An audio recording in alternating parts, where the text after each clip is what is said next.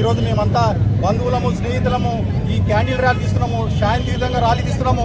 ఎందుకంటే ఈరోజు police department కూడా చురుకుగా పాల్గొని ఆ నిందితులను పట్టుకోవడం కూడా వాళ్ళకి ధన్యవాదాలు తెలుపుకుంటున్నాము.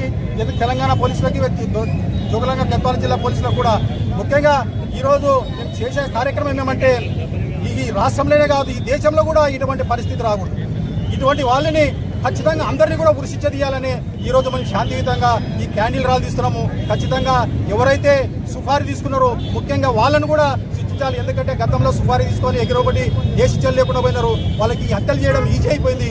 కాబట్టి ఇప్పుడు మటుకు ఖచ్చితంగా వాళ్ళకి శిక్ష పడాలి, ఖచ్చితంగా వాళ్ళని ఉరి తీయాలని ఈ సందర్భంగా మీ అందరికీ కోరుకుంటున్నాం. ఒక 500 మంది కాదు 1000 మంది ఉన్నాము ఇక్కడ. 500 మంది కాదు 1000 మంది ఈరోజు శాంతియుతంగా ర్యాలీ తీస్తున్నాము, క్యాండిల్ ర్యాలీ. ఎందుకంటే తేజేశ్వరికి శాంతి కలగాలి, ఆత్మ శాంతి కలగాలి, దుర్మార్గంగా చంపిన మనిషికి శాంతి కలగాలనే ఉద్దేశంతో మీరు అందరం పాల్గొన్నాము. ఖచ్చితంగా వాళ్ళకి ఉరిశిక్ష పడాలి.